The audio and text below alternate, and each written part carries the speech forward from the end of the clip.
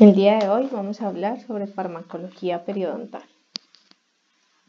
Primero recordemos qué es farmacología. Farmacología es la ciencia que estudia las propiedades de los fármacos y su uso racional en los seres vivos. Un fármaco es una sustancia química capaz de interaccionar o modificar cualitativamente y cuantitativamente la función celular y da lugar a una respuesta, sea beneficiosa o tóxica. Más comúnmente utilizamos el término medicamento. Un medicamento es todo fármaco que el médico y el odontólogo utilizan para el diagnóstico, tratamiento y prevención de enfermedades o de sus síntomas o signos patológicos. Es decir, es un fármaco útil con fines médicos. Hace parte del concepto de qué es la farmacología, el uso racional de los medicamentos. Y para esto vamos a ver qué consideraciones tenemos que tener en cuenta para que hagamos un verdadero uso racional de los medicamentos. Lo primero es la justificación de su uso. Si lo estoy usando como un tratamiento de una patología, como un ayudante en el tratamiento de una patología o como un controlador de síntomas y signos de alguna patología. Por otra parte, está seleccionar la forma farmacéutica más adecuada. La forma farmacéutica es el estado final bajo el que se presenta un medicamento para ser administrado al paciente. Puede ser en sólido, como por ejemplo las tabletas o las cápsulas. Puede ser un semisólido, si estamos indicando una crema, una pasta o un gel. O bien podría ser un líquido, como un jarabe, una suspensión, un colutorio o un enjuague. Además, debemos de saber establecer la dosis adecuada a administrar. Dosis es la cantidad del medicamento que debe administrarse para producir un efecto específico en el organismo. Es decir, estimar la dosis para un objetivo determinado. Hay diferentes tipos de dosis. Dosis terapéutica, que es la que produce el efecto esperado en el paciente. Dosis máxima, que es la cantidad máxima de medicamento que puede recibir un paciente sin efectos tóxicos. Dosis tóxica, que es la cantidad que produce efectos indeseables o tóxicos. Y dosis letal o mortal, que es la que causa muerte a quien la recibe.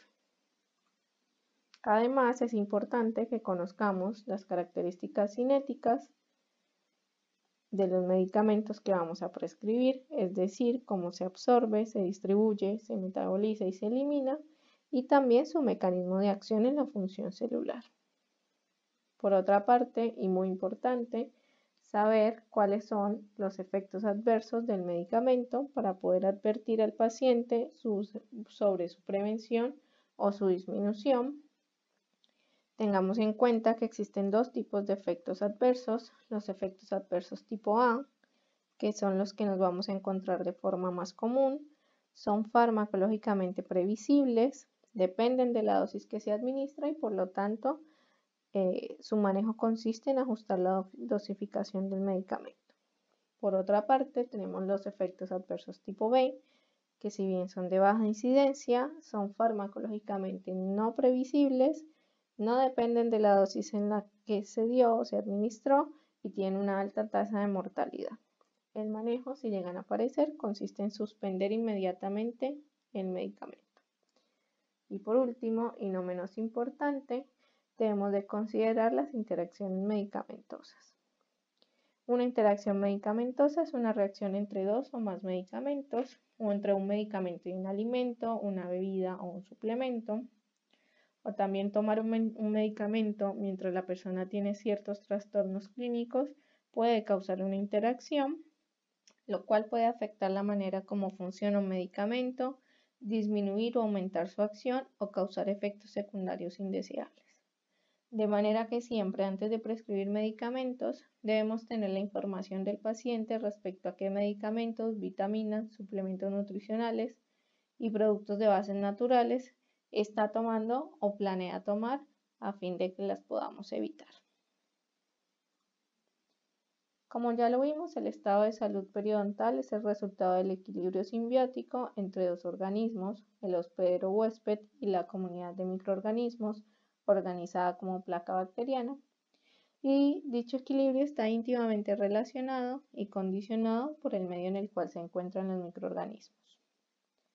Las enfermedades periodontal son el resultado de la ruptura de este equilibrio. Una vez instauramos tratamientos, lo que buscamos es restablecer este equilibrio perdido.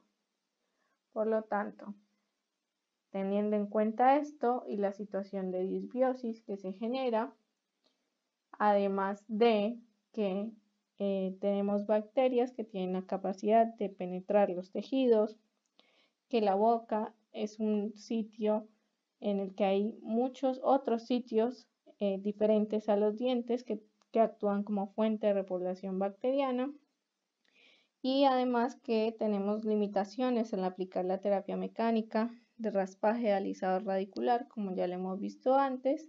Con todo esto podemos justificar el uso de darnos una ayuda y tomar a los antimicrobianos como una herramienta en el tratamiento.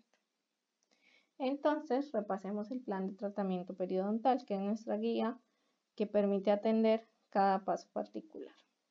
Vimos que una vez establecido un diagnóstico y haber resuelto las urgencias si las hubiese, se realiza una terapia básica con todas las maniobras que el paciente requiera y posteriormente una evaluación o una reevaluación periodontal.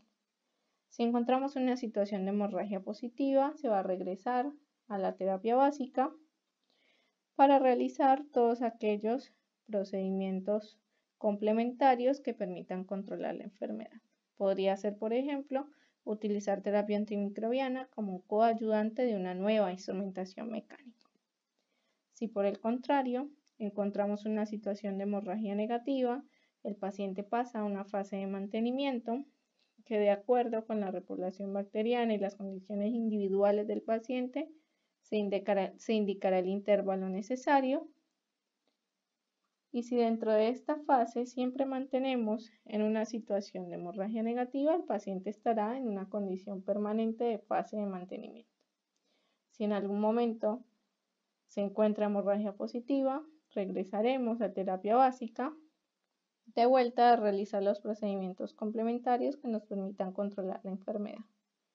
Tengamos en cuenta que también podemos hacer un paso desde la reevaluación o evaluación o desde el mantenimiento a la fase complementaria quirúrgica a fin de hacer las cirugías correctivas que ameriten el caso, siempre teniendo en cuenta que la fase de mantenimiento es una fase permanente. Teniendo en cuenta lo anterior, los efectos farmacológicos que buscamos en los medicamentos que utilizamos en periodoncia son de dos tipos. Uno de tipo antimicrobiano, por medio de un agente antimicrobiano, que es una sustancia producida por microorganismos o sintetizada químicamente, que en bajas concentraciones es capaz de inhibir e incluso destruir microorganismos sin producir efectos tóxicos en el huésped, con vía de administración sistémica o local. Y otro son medicamentos de efecto tipo modulador de la respuesta inflamatoria del huésped, que, como su nombre lo indica, modulan la respuesta inflamatoria, ya sea por inhibición o por resolución, y que han demostrado estos nuevos compuestos ser prometedores como complementos de la terapia local tradicional en el tratamiento clínico de la enfermedad periodontal, ya que parecen reducir las complicaciones sistémicas. Son de administración sistémica y hay algunos que se encuentran aún en fase de experimentación que son de administración local. Vamos a empezar a hablar un poco de las características de los antimicrobianos sistémicos que más utilizamos en periodoncia. Recuerden que los antimicrobianos constituyen un gran grupo de compuestos con estructuras diversas y miles de mecanismos de acción, tanto específicos como inespecíficos, de forma que para entenderlos mejor se pueden agrupar o clasificar según características comunes. Una de estas características puede ser agruparlos por familias con propiedades generales similares en su estructura química. Dentro de esta forma de clasificación tenemos los antimicrobianos beta-lactámicos, de los cuales los que más usamos son las penicilinas, los macrólidos, las tetraciclinas, las lincosamidas y los nitroimidazoles. Otra forma de agruparlos es según su espectro de actividad, que se refiere al número de clases de especies bacterianas sobre las que puede actuar y puede ser de un espectro reducido, intermedio o amplio, según actúe selectivamente sobre alguna especie o cepa, si es reducido, sobre un número limitado de especies, si es intermedio, o sobre un rango muy amplio de especies patógenas, como es el espectro amplio. Y por último, y no menos importante, su efecto antimicrobiano también nos permite clasificarlos en bacteriostáticos, en los cuales el microorganismo no se destruye y generalmente actúan por una inhibición en el crecimiento y la multiplicación bacteriana por medio de inhibición de síntesis de sus proteínas, o también puede ser bactericidas, siendo sustancias que destruyen o que tienen un efecto letal sobre el microorganismo.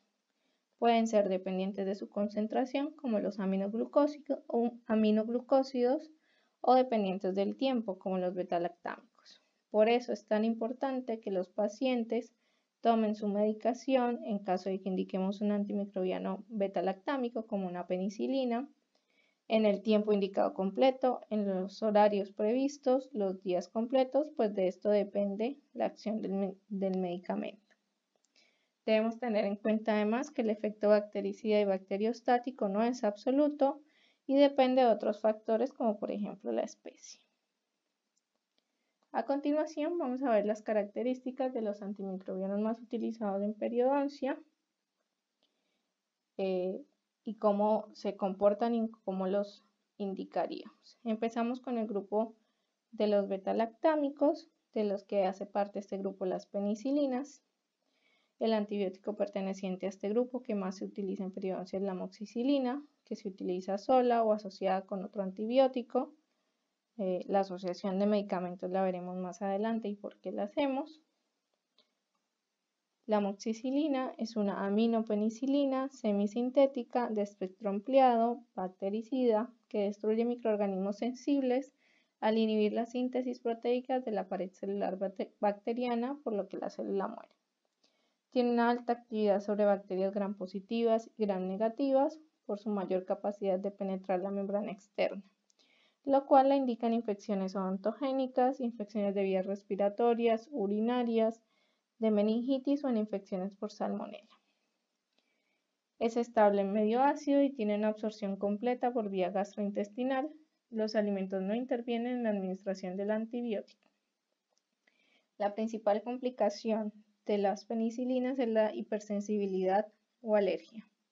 También puede ocurrir náuseas o diarrea.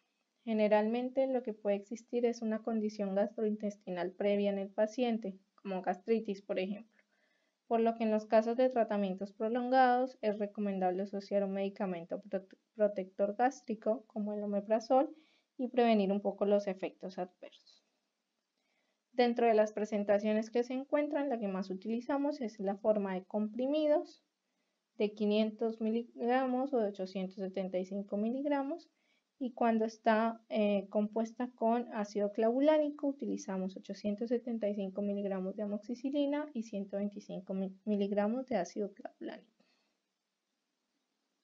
El siguiente grupo es el de las tetraciclinas.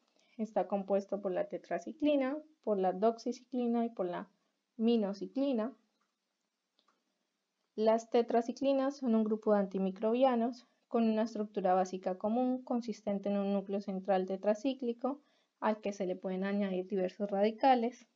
Todos los agentes tienen el mismo mecanismo de acción, inhiben la síntesis de proteínas de la bacteria al ligarse al ribosoma bacteriano 30S, bloquean el sitio receptor de ARN de transporte, lo que impide el agregado de nuevos aminoácidos a la cadena peptídica en formación. Tienen un espectro antibacteriano amplio, actúan sobre bacterias gram positivas, gram negativas, aerobias y anaerobias. También es activa contra actinomyces y no tiene ninguna acción sobre hongos. A las tetraciclinas de primera generación les afecta la absorción, la presencia de alimentos, productos lácteos, antiácidos y el pH alcalino, por lo que se recomienda administrarlas 2 horas antes o después de comer. Las tetraciclinas se distribuyen de forma amplia a todo el cuerpo, en tejidos y en secreciones. Se acumulan en hueso, dentina y esmalte dental en formación sin erupción, porque la acción de calcio y además actúan sobre la somatotrofina. Por eso su uso está contraindicado en lo posible en la niñez y en la adolescencia. Están indicadas en infecciones respiratorias, actinomicosis y acné. Sus efectos adversos incluyen irritación gástrica, fotosensibilidad, hiperpigmentación dental. Se pueden administrar de forma sistémica o local. Podemos encontrar la tetraciclina en cápsulas de 500 miligramos o en comprimidos de 250 miligramos, la doxiciclina en comprimidos de 100 miligramos y la minoxiclina en comprimidos de 50 y 100 miligramos o cápsulas de 100 miligramos. El siguiente grupo que utilizamos son los macrólidos y hace parte de este grupo la eritromicina, la claritromicina y la acitromicina, siendo esta última la más frecuente utilizada en odontología. La eritromicina se obtuvo a partir del Streptomyces erythraeus. La claritromicina y la acitromicina son sus derivados semisintéticos.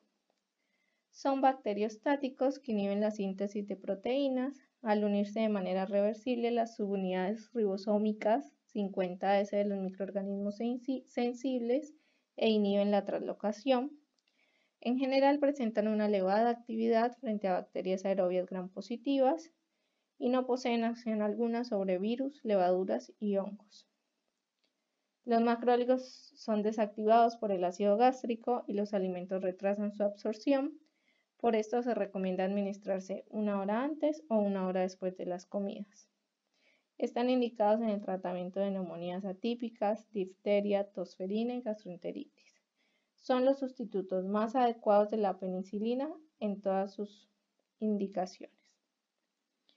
Los macrólidos, y es muy importante, tienen buena distribución tisular, lo que los hace muy concentrados en fluido gingival y por tanto muy útiles en periodoncia. Tiene efectos adversos gastrointestinales. El más grave es la colitis pseudomembranosa y se debe considerar siempre. En raras ocasiones aparecen reacciones adversas como fiebre, eosinofilia y erupciones cutáneas. Todas estas últimas desaparecen al interrumpir el tratamiento. Los macrólidos, entre sus presentaciones, la que más utilizamos es en comprimidos. Y generalmente también la más utilizada es la acitromicina de 500 miligramos. El siguiente antimicrobiano que vamos a ver es la clindamicina, que es un derivado de la lincomicina. Es bacteriostática, se liga exclusivamente a la subunidad 50S de ribosomas bacterianos e inhibe la síntesis proteica. Inhibe estreptococos, estafilococos y neumococos. Las especies de bacteroides y otros anaerobios gram positivos y gram negativos son susceptibles, así como las cepas resistentes a los macrólidos. Por eso también son utilizados como sustitutos de las penicilinas en infecciones graves, cuando no se puede utilizar obviamente eritromicina. La presencia de alimento no disminuye su absorción. Se distribuye ampliamente a muchos tejidos y líquidos corporales, incluido el hueso.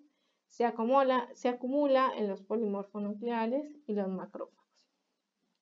Está indicada en endocarditis bacteriana, en infecciones de piel y en infecciones de tejido blando. Los efectos adversos más frecuentes se localizan en el aparato gastrointestinal. Incluyen diarrea, colitis pseudomembranosa, algunas alteraciones locales hematológicas o alergias.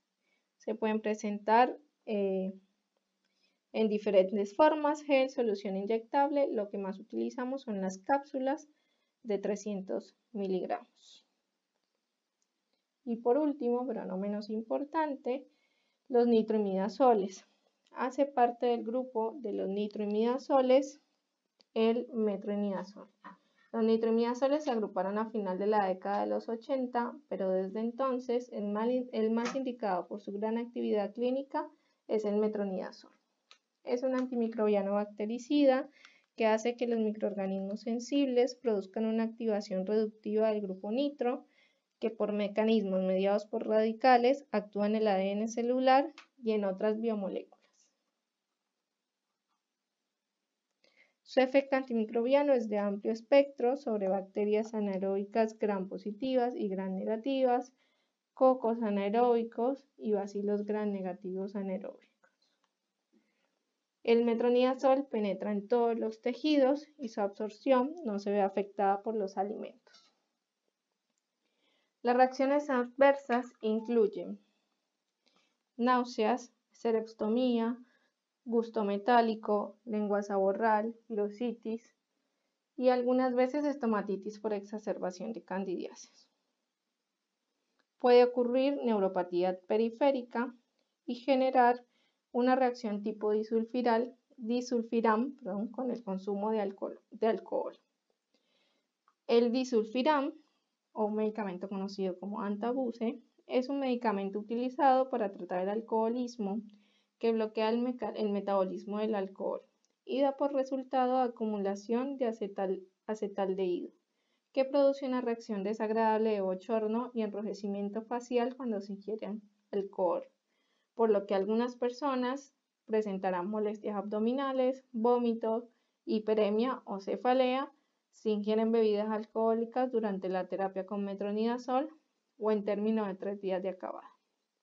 Hay que recomendar a los pacientes entonces que no consuman bebidas alcohólicas durante el tratamiento con metronidazol, porque a pesar de que el peligro de una reacción grave es pequeño, es viable que se presente. Y en la misma forma tampoco hay que administrar juntos metronidazol y disulfiram o cualquier producto similar a él, porque pueden surgir estados de confusión o estados psicóticos.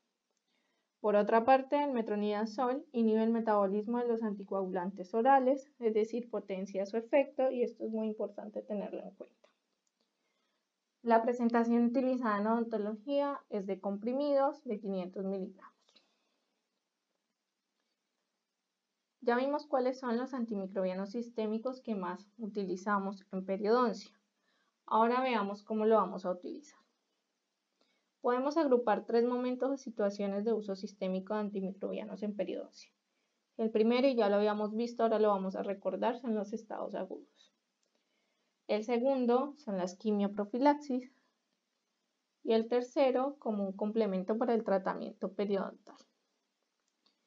Recordemos que en los estados agudos periodontales podemos dividir o podemos diferenciar mejor 2 momentos de tratamiento. Un tratamiento inmediato local, que en el caso de que el paciente presente complicaciones sistémicas caracterizadas por fiebre o adenopatías, entonces llegaríamos al otro momento que sería un tratamiento antimicrobiano sistémico. Parte de estos estados agudos periodontales, como ya lo vimos, y esto solo lo vamos a recordar, son los abscesos, abscesos agudos. Pueden ser abscesos periodontales asociados a pacientes con periodontitis en los que la infección aguda es causada por bacterias del biofilm subgingival, o pueden aparecer abscesos en sitios previamente sanos o no, producidos por la impactación de algún cuerpo extraño que genera una reacción inflamatoria y ocluye el drenaje de los tejidos inflamados. Los abscesos periodontales pueden tener un periodo de exacerbación aguda, favorecido por las bolsas tortuosas, las lesiones de bifurcación, los defectos verticales, en los cuales por un cambio en la flora microbiana, por la disminución de las defensas del huésped o por el cierre coronario de la bolsa, se dificulta el drenaje o la eliminación de bacterias, y esto favorece la colección de las mismas, activando una respuesta inflamatoria con producción de pus. Como vimos antes, el tratamiento inmediato local consiste en, bajo anestesia periférica, intentar drenar el absceso a través de la luz de la bolsa, eliminar el cuerpo extraño si lo hubiese, y si esto no fuese posible, se deberá realizar una incisión vertical en el área más fluctuante del absceso para drenarlo, y se indicarían enjuagues con agua tibia para mejorar las condiciones físicas del drenado. Si existen condiciones sistémicas como fiebre o adenopatía, se recetará una medicación antibiótica dependiendo del criterio clínico y del caso particular. La primera elección va a ser amoxicilina de 500 miligramos cada 8 horas por 7 días. En pacientes alérgicos utilizaríamos acitromicina de 500 miligramos cada 24 horas por 3 días. A las 48 horas se realizará la evaluación del paciente y si no mejora, tendríamos que cambiar la terapia antimicrobiana, es decir, cambiar el antibiótico, por ejemplo, por una clindamicina de 300 miligramos cada 8 horas por 7 días.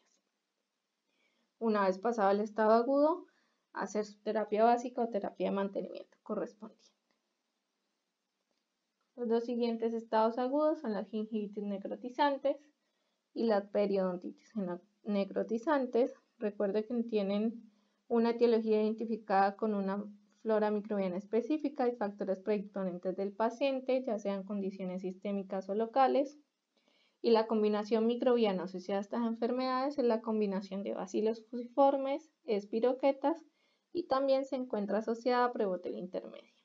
Recordemos que el tratamiento local, lo primero que queremos cambiar es el medio ambiente y lo primero que hacemos es topicar con agua oxigenada y volúmenes para remover la pseudomembrana, de ser posible remover la placa bacteriana supragingival e indicar al paciente enjuagues con agua oxigenada 10 volúmenes al 50% varias veces al día, pues este antimicrobiano no tiene sustantividad, o bien podría ser enjuagues con clorhexidina al 0,12% puro 1 minuto 2 veces al día, porque este sí tiene sustantividad, y de ser posible que el paciente realice un cepillado suave.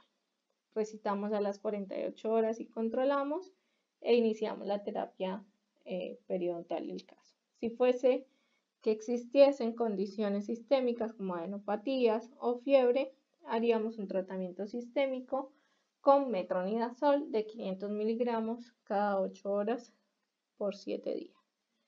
Este compromiso sistémico, si bien no es algo constante,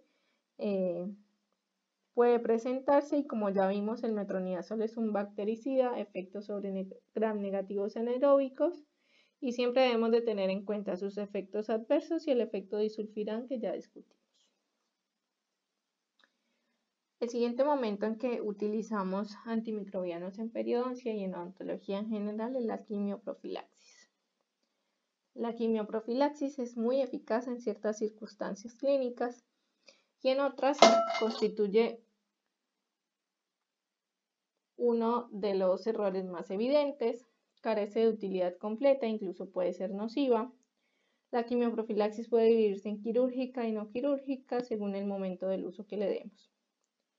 La principal condición para la cual utilizamos profilaxis antimicrobiana en odontología es la endocarditis infecciosa. Esto es una condición poco común pero letal en la que los microorganismos, bacterias principalmente, logran colonizar el endocardio dañado, resultado de una bacteriemia. El resultado neto de la infección compleja entre el patógeno en el torrente sanguíneo y la matriz de moléculas y plaquetas en los sitios con daño endocárdico celular. Las superficies mucosas están pobladas por una microflora endógena densa y la mucosa oral obvio hace parte de estas. Por lo tanto, en el momento en que se abre una herida, así sea con fines terapéuticos, se libera el torrente sanguíneo de diferentes especies microbianas. El uso de quimioprofilaxis es controversial, ya que los estudios han sugerido que no hay diferencias significativas entre realizar o no antibiótico-terapia para reducir, prevenir o controlar la frecuencia, magnitud o duración de las bacteriemias post-tratamiento odontológico.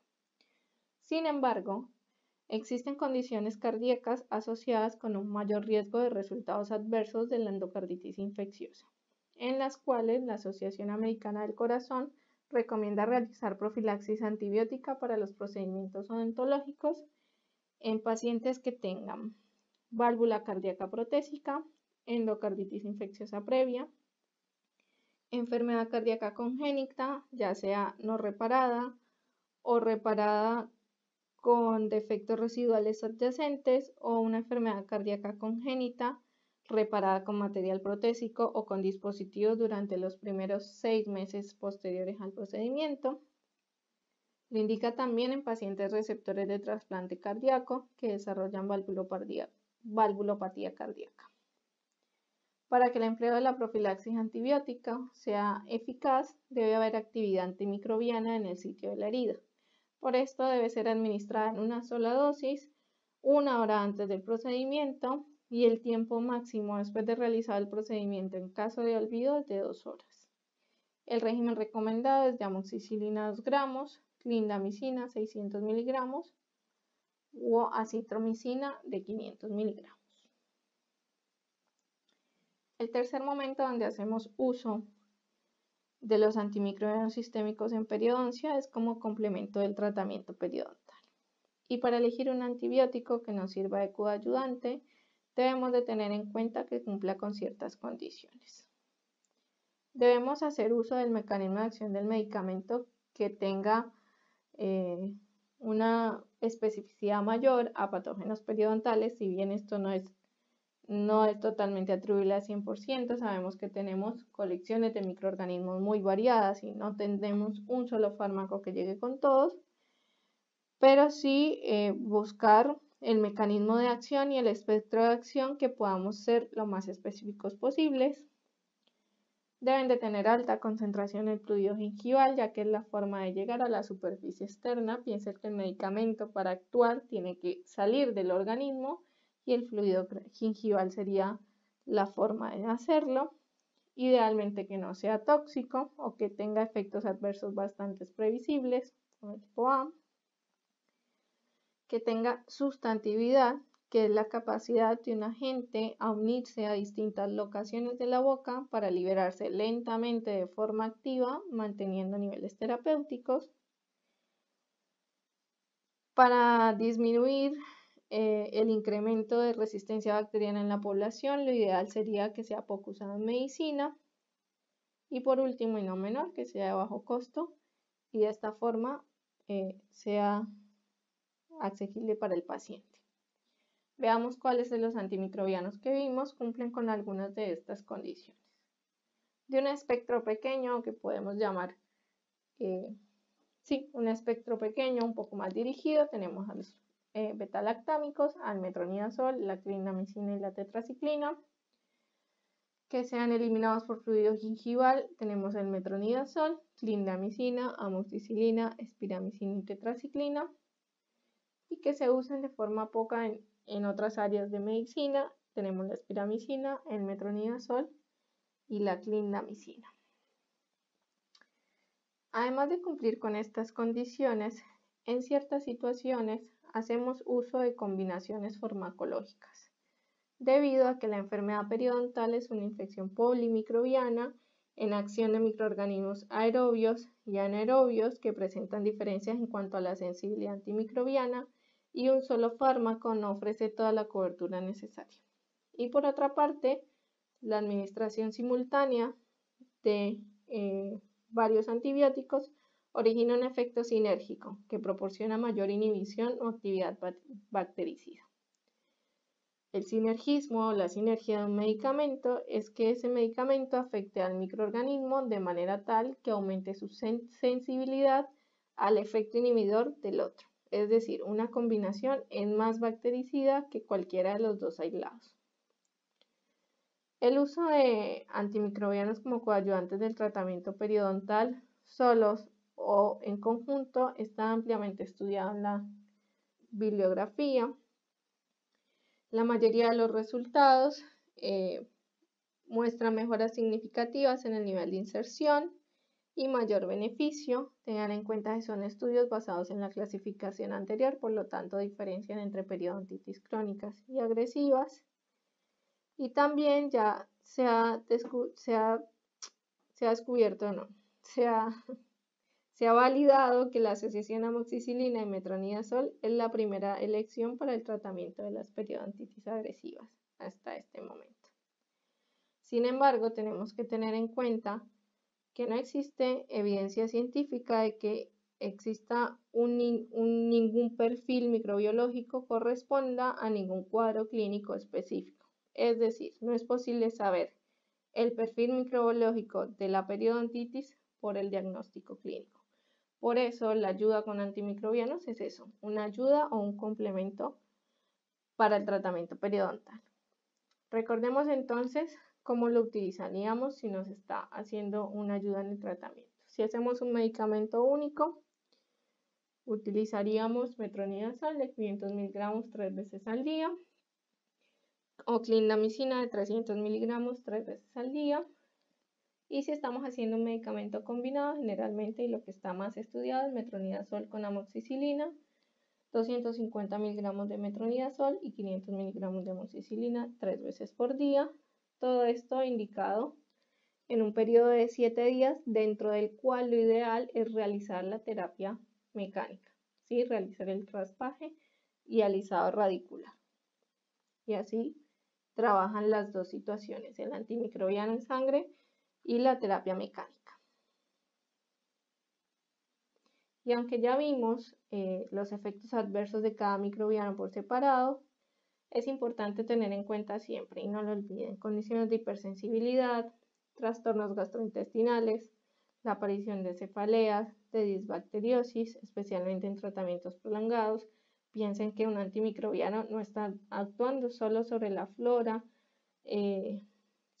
bacteriana o microbiana de la boca, está actuando sobre todas las mucosas gástricas, vaginal, piel, así que es importante. La posibilidad de que exista embriotoxicidad, hepatotoxicidad, nefrotoxicidad y complicaciones de tipo hematológicas por las interacciones con otro medicamento. Todo eso no lo podemos olvidar. Hasta aquí vimos la aplicación por vía sistémica de los medicamentos antimicrobianos. Ahora veamos qué fármacos utilizamos de forma local. Principalmente vamos a utilizar dos grupos, los antisépticos, que son compuestos químicos que se aplican sobre el tejido vivo con el fin de prevenir las infecciones, y los antimicrobianos o antibióticos que ya vimos, pero en su forma local. Debemos de tener en cuenta el momento de administración local, ya que desde la década de los 70 se ha indicado su uso como auxiliar de higiene oral, tanto prequirúrgica como posquirúrgicamente, y además su uso está justificado en pacientes con discapacidades físicas o motoras, comprometidos médicamente, con aparatología ortodóntica, con fijaciones mandibulares, con úlceras recurrentes, con estomatitis protésicas y, como ya lo vimos, si tenemos pacientes cursando estados agudos periodontales o como terapia complementaria en la periodontitis. Por otra parte, es importante también establecer, según su vía de administración y su indicación, sus acciones sobre placa supragingival o subgingival. A nivel supragingival tenemos colutorios, geles, sprays, dentríficos o irrigaciones o barnices. Y a nivel de placa subgingival tenemos que tener en cuenta si tienen una acción de liberación no controlada, como las irrigaciones, o son de liberación controlada, como los geles, los chips y las fibras. Vamos a desglosar un poco las características de todo esto que acabo de nombrar y qué es lo que más utilizamos en periodoncia. Empezamos con la clorexidina. La clorexidina es una miguanida catiónica con muy baja hidrosolubilidad. Se absorbe intensamente en las membranas bacterianas, produciendo filtración de moléculas pequeñas y precipitación de proteínas plasmáticas, alterando la permeabilidad celular. La actividad del gluconato de clorexidina depende del pH, sin embargo, se neutraliza en presencia de surfactantes iónicos, aniones inorgánicos como el fosfato, nitrato o cloruro, y de otras sustancias presentes en el agua corriente y preparaciones de cremas para manos y jabones neutros. Por esto es que se debe indicar a los pacientes esperar media hora posterior al cepillado para realizar el enjuague y esperar media hora posterior al enjuague para tomar bebidas, enjuagar con agua o masticar chicle, por ejemplo. Es un eficaz bactericida sobre microorganismos gram positivos y gram negativos. Su característica de sustantividad produce una acción bactericida mantenida. Tiene un efecto antiplaca bacteriana, lo cual lo indica en enfermedad periodontal, gingivitis y úlceras aftosas. No actúa sobre los virus encubiertas, como el rotavirus y el poliovirus, aunque sí inactiva los virus con cubiertas lipídicas, como el herpesvirus o el virus del HIV. Tiene como efectos adversos la dermatitis de contacto ocasional cuando se utiliza sobre piel, la fotosensibilidad, se combina con los cromógenos de la dieta y produce pigmentaciones reversibles en los dientes, puede generar alteración del gusto y aumento de los depósitos calcificados. Todo esto son condiciones que hay que advertir al paciente que pueden ocurrir con el uso continuo del colutorio de clorhexidina.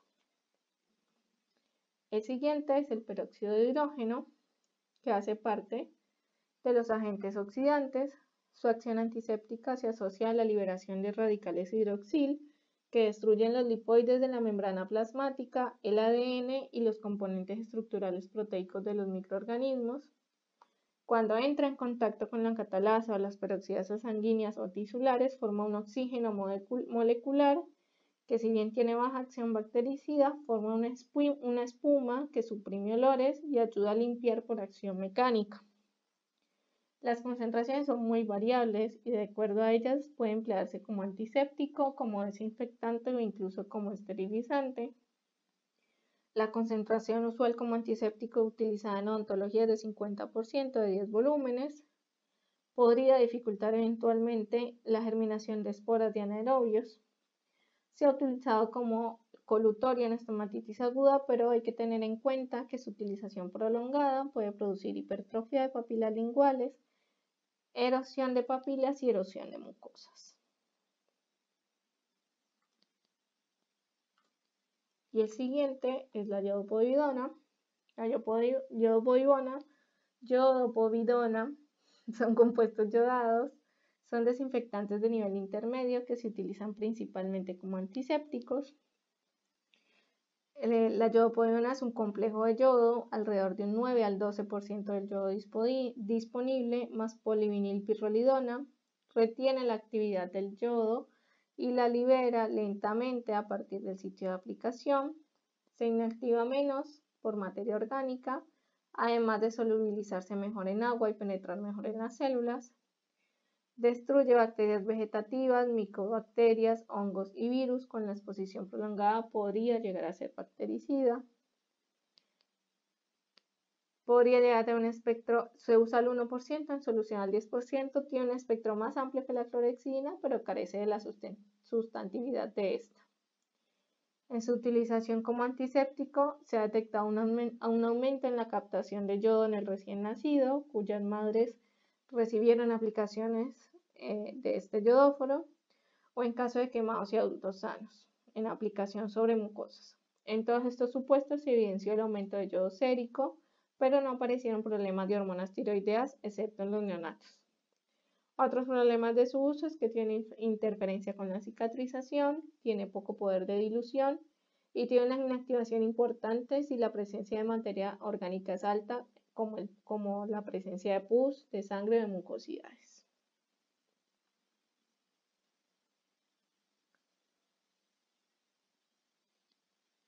Hasta aquí lo que usamos de forma legal como antimicrobiano, ¿sí?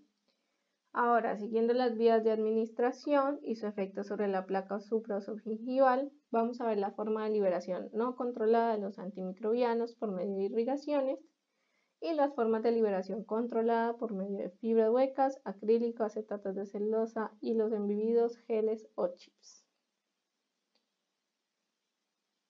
La forma de actuar local sobre la placa bacteriana, tanto supra como subgingival, de forma no controlada, la utilización de irrigadores.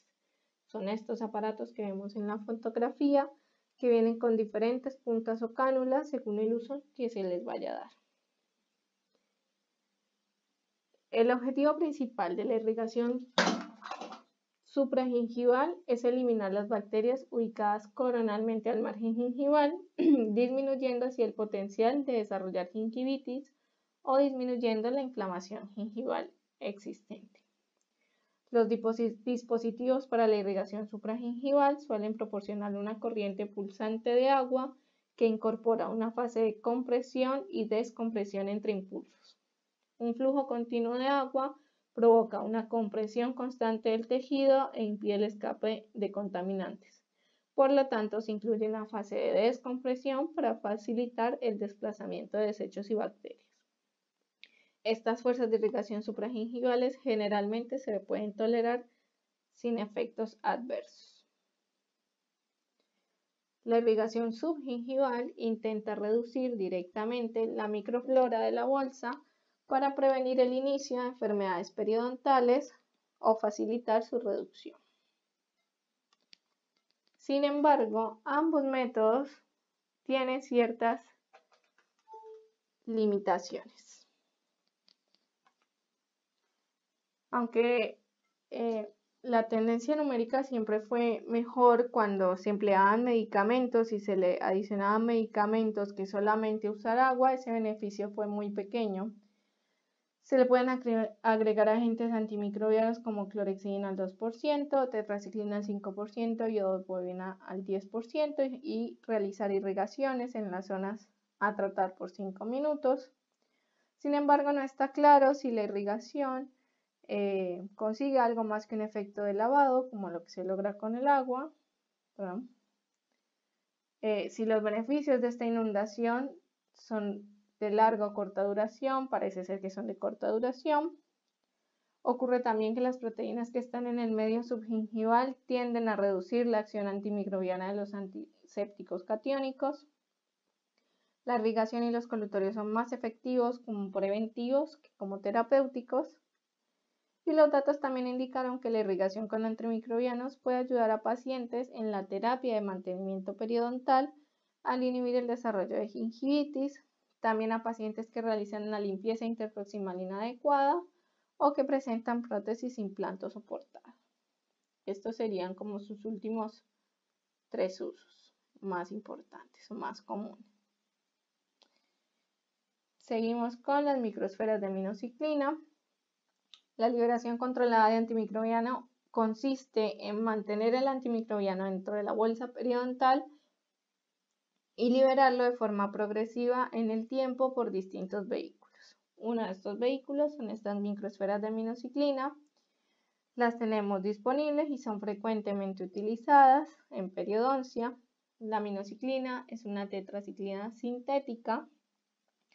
Arestin es el nombre comercial, es la marca o la forma comercial más conocida. Es clorhidrato de minociclina de microesferas de 1 miligramo.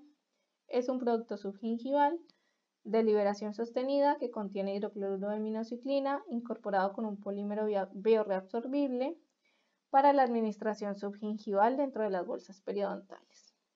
Está indicado como un complemento a los procedimientos de raspaje y alisado radicular para la reducción de la profundidad de sondaje en pacientes con periodontitis y se puede utilizar como parte de un programa de mantenimiento periodontal que incluya buena higiene oral y raspaje y alisado radicular si fuese necesario.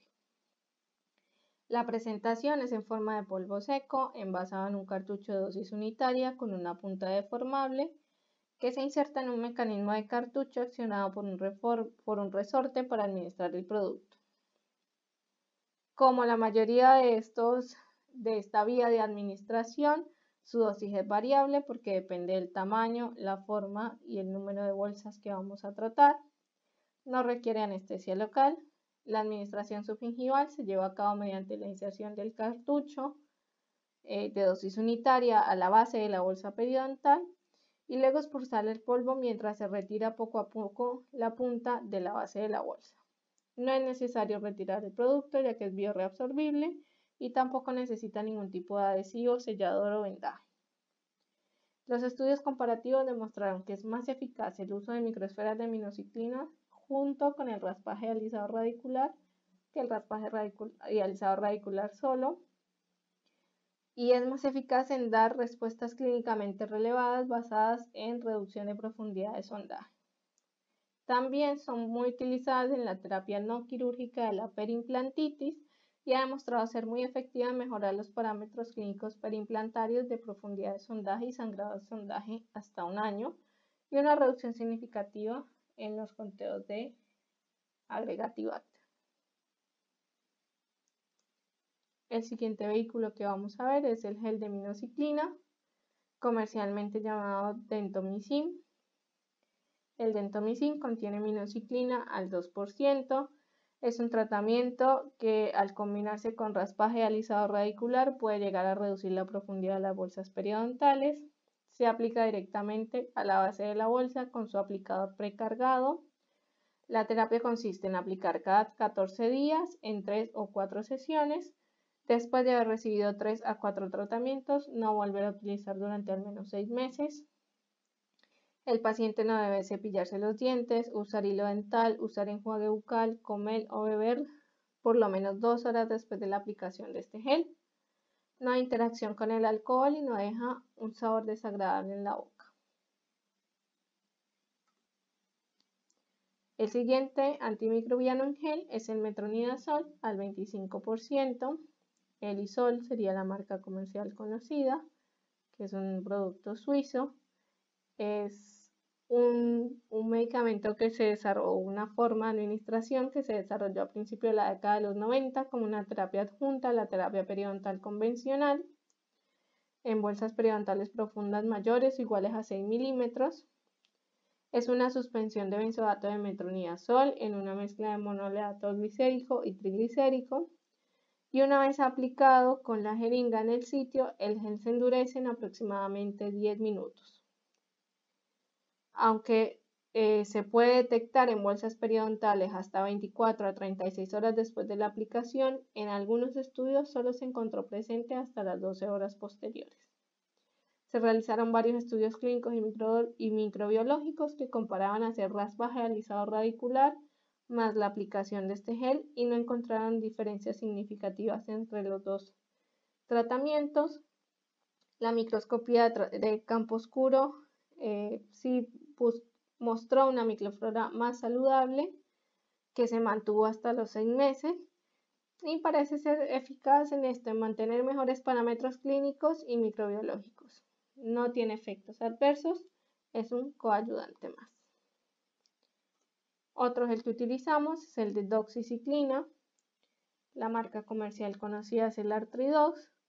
Su forma farmacéutica es en polvo y disolvente para gel gingival, que una vez se constituye o se mezcla es 10% de diclato de doxiciclina. Está indicado para el uso en adultos en zonas mayores o iguales a 5 milímetros de profundidad de sondaje como coayudante del tratamiento no quirúrgico convencional. Se debe mantener refrigerado. 15 minutos antes del uso se saca del refrigerador, se mezcla el polvo y el disolvente en gel en varios ciclos de secado, se coloca la punta de dosificación y se explora la bolsa periodontal, como se los comenté antes, de la base de la bolsa hacia la luz. Se vuelve similar a la cera cuando entra en contacto con la saliva. Y después lo que hace la doxiciclina es liberarse lentamente de este gel durante los siguientes 7 días. Si es necesario, se puede generar a los 4 meses una nueva aplicación y si en esos 7 días de liberación de la doxiciclina se pierde este gel, obviamente habría que volverlo a realizar. Los resultados de los estudios sobre esta aplicación de este gel indican que sería un enfoque justificado para el tratamiento no quirúrgico de periodontitis y también tratamiento no quirúrgico de la periimplantitis, ya que él consigue una reducción en el sangrado y mejora la profundidad del sondaje. Otra forma de liberación controlada son las fibras de tetraciclina o el Lacticide. Son un monofilamento de 23 centímetros que tiene 12.7 miligramos de clorhidrato de tetraciclina. Está indicado como un complemento de raspaje alisado radicular, igual que los demás, para reducir la profundidad de sondaje y el sangrado del sondaje. No se ha estudiado su eficacia en las aplicaciones repetidas de esta fibra en un sitio y no se sabe tampoco si tiene efectos directos sobre la pérdida ósea o la movilidad dental. Estas son este monofilamento se inserta en la bolsa periodontal hasta que se llene, colocándola lo más parecido a la anatomía de la bolsa y debe estar en contacto con la base de la misma. Se debe usar un adhesivo de cianoacrilato para ayudar a asegurar la fibra dentro de la bolsa. La fibra lo que proporciona es una liberación continua de tetraciclina durante 10 días. Al final de estos 10 días se deben de eliminar todas las fibras, estos monofilamentos hay que sacarlos todos y si se perdieron antes de los 7 días de colocadas, volverlas a colocar. Las reacciones adversas notificadas, lo más común fue molestias en la colocación de las fibras y un eritema local después de la extracción. También se han notificado reacciones adversas asociadas con candidiasis oral, glositis, alguna respuesta alérgica, inflamación gingival grave inicial, dolor punzante o dolor después de la colocación en un área con abscesos o irritación de la garganta. Estas fibras de tetraciclina no se comercializan en la Argentina. Y por último existen también los chips de clorexidina, que son comercializados como el periochip. Los periochips son gelatina hidrolizada con glicerol y agua que tienen 2.5 miligramos de digluconato de clorexidina. Los estudios en la década de los 90 lo arrojaban que estos chips podrían ser coayudantes de la terapia periodontal no quirúrgica como vimos los demás, pero los cambios que se fueron encontrando en los resultados son bastante limitados o fueron bastante limitados y por eso a partir de la década de los 2000 los estudios sugieren que se utilicen como un tratamiento coayudante de pacientes que tienen bolsas residuales sangrantes mayor de 5 milímetros encontradas en terapias de mantenimiento. Después de la terapia de mantenimiento y sus maniobras, se inserta el periochip en todas las bolsas periodontales que precisen el tratamiento. El inserto o este periochip se irá disolviendo lentamente a lo largo de unos 7 días, por lo tanto no es necesario extraerlo. Se van haciendo controles aproximadamente pasados 3 meses para saber si ya termina el tratamiento o es necesario volver a realizar.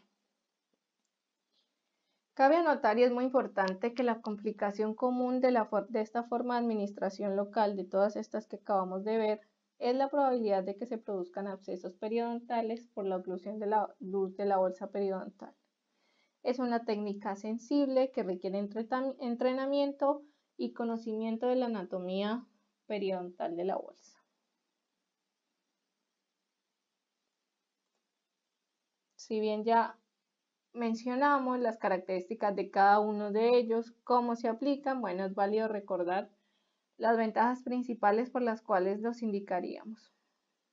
El primero sería que hay bajas concentraciones y por lo tanto es probable que se desarrollen menos efectos adversos e interacciones. Hacer dosis también más bajas, hay menos probabilidad de resistencia bacteriana porque además se hace un uso más específico de los antimicrobianos. Permite que hagamos uso de medicamentos que tengan contraindicación sistémica o que tengan alta toxicidad, especialmente en pacientes con medicación sistémica contraindicada y por lo tanto la aplicación local sería una opción viable para usar estos medicamentos. Y ya para terminar, vamos a hablar de los medicamentos que tienen un efecto farmacológico modulador de la respuesta del huésped. Sucede que en la década de los 80 surgió una nueva estrategia farmacológica titulada terapia de modulación del huésped, que se basó en dos hallazgos principales. El primero es que encontraron que la capacidad de los antibióticos de tetraciclina para inhibir la degradación periodontal se debió en gran parte a su capacidad previamente no reconocida para inhibir las metaloproteinasas de la matriz derivadas del hospedador, en particular las colagenasas, gelatinasas, metaloestasas de macrófagos, y por mecanismos no relacionados con las propiedades antimicrobianas de estos medicamentos. Hasta la fecha, la única terapia de modulación del huésped aprobada y utilizada clínicamente en los Estados Unidos, Canadá y Europa es la formulación no antibiótica de doxiciclina, un miembro de los antibióticos de la tetraciclina, creada mediante una modificación estructural de la tetraciclina que eliminó su actividad antibacteriana y también se diseñaron para retener y mejorar la capacidad de inhibir la actividad de la metaloproteinasa de la matriz. El raspaje alisado radicular más la terapia de modulación del huésped con doxiciclina en dosis subantimicrobiana como complemento produjo mejores resultados clínicos en comparación con el raspaje alisado radicular más un medicamento placebo. Mejoró la profundidad de sondaje, el nivel de inserción, el sangrado al sondaje, la pérdida ósea radiográfica y la reducción de biomarcadores de enfermedad inflamatoria y metaloproteinasas de la raíz. La marca comercial inicial fue el Periostat, que es ciclato de doxiciclina al 20%, ahora ya se consigue como medicamento genérico en los Estados Unidos. El régimen es de 20 miligramos 2 veces al día, una vez cada 12 horas, al menos una hora antes de las comidas o antes de acostarse. No hay evidencia en ensayos clínicos a largo plazo de resistencia a los antibióticos en la microflora oral o en la microflora intestinal, vaginal o de la piel. Y numerosos ensayos clínicos a corto y largo plazo,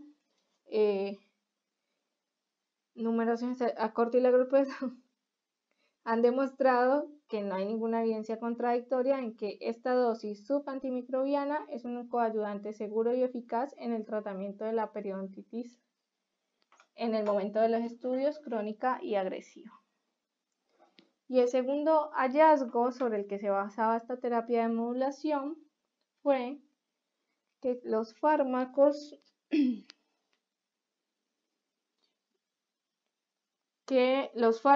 antiinflamatorios no esteroideos como el flurbiprofeno, nuevamente mediante mecanismos obviamente no antimicrobianos, podrían reducir la gravedad de la periodontitis, de forma similar a otros fármacos antiinflamatorios no esteroideos.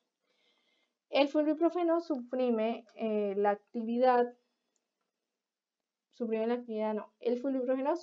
la respuesta inflamatoria del huésped, inhibiendo la acción de la ciclooxigenasa responsable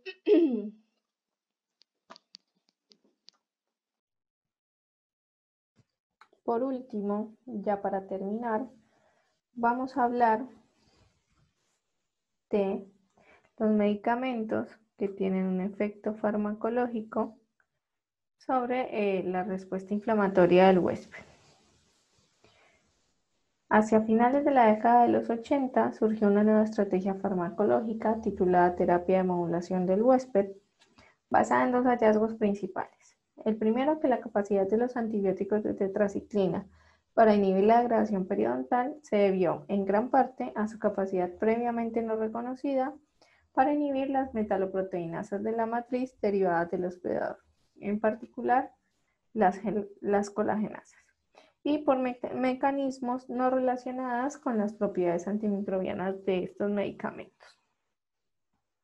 Hasta la fecha, la única terapia de modulación del huésped aprobada y utilizada clínicamente en los Estados Unidos, Canadá y Europa es una formulación no antibiótica de doxiciclina, un miembro de los antibióticos de tetraciclina, creada mediante modificación estructural de la tetraciclina. Eliminaron un grupo dietilamino en el sitio del carbono 4 del anillo A, lo que eliminó su actividad antibacteriana, y también se diseñaron para retener y mejorar la capacidad de inhibir la actividad de la metaloproteinasa de la matriz.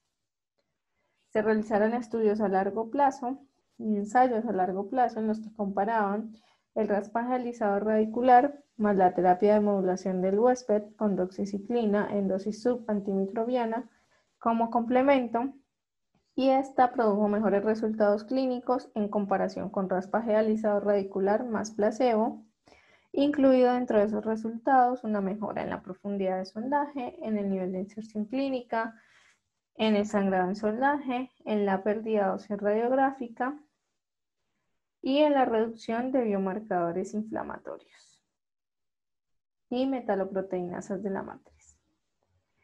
Periostat, que es el nombre comercial con el que en principio se consiguió este medicamento, ahora también está disponible como medicamento genérico en los Estados Unidos, es ciclato de doxiciclina de 20 miligramos. El régimen es de 20 miligramos 2 veces al día, una vez cada 12 horas, al menos una hora antes de las comidas o antes de acostarse. Y no se mostró ninguna evidencia en ensayos clínicos a largo plazo de resistencia a los antibióticos en la microflora oral o en la microflora del intestino, la vagina o la piel. Todos estos ensayos clínicos a largo y a corto plazo, durante varias décadas de investigación, han demostrado, sin ninguna evidencia contradictoria, que la doxiciclina en dosis subantimicrobiana es un coayudante seguro y eficaz en el tratamiento de la periodontitis en todas sus formas. El segundo hallazgo que hizo parte de que empezara esta terapéutica fue que los fármacos antiinflamatorios no esteroides, como el flurbiprofeno, nuevamente mediante mecanismos no antimicrobianos, podrían reducir la gravedad de la periodontitis. De similar forma a otros fármacos antiinflamatorios no esteroideos, el flurbiprofeno suprime la respuesta inflamatoria del huésped, inhibiendo la acción de la ciclooxigenasa, responsable de la iniciación de los procesos inflamatorios, pero también inhibe la actividad de los osteoclastos y la resorción ósea. Sin embargo, los estudios a largo plazo detectaron efectos adversos en el tratamiento. Entre ellos, y el más grave, es un efecto de rebote de la pérdida ósea alveolar acelerada después de la interrupción de este fármaco, lo cual impidió que se genere su desarrollo como agentes moduladores del huésped seguros y eficaces. Las nuevas formulaciones no antimicrobianas y composiciones de tetraciclinas como fármacos moduladores del hospedador tienen un amplio uso, no solo para la periodontitis, sino también en la medicina, en el tratamiento de enfermedades como artritis, enfermedades cardiovasculares y pulmonares, cáncer y más recientemente para la pérdida ósea local y sistémica en mujeres postmenopáusicas. Se encuentran en estudio otros medicamentos moduladores de la respuesta del huésped que actúen en otros momentos de la respuesta inflamatoria y que se puedan administrar de forma local. Con esto damos por terminada terapia farmacológica. Veamos qué podemos concluir.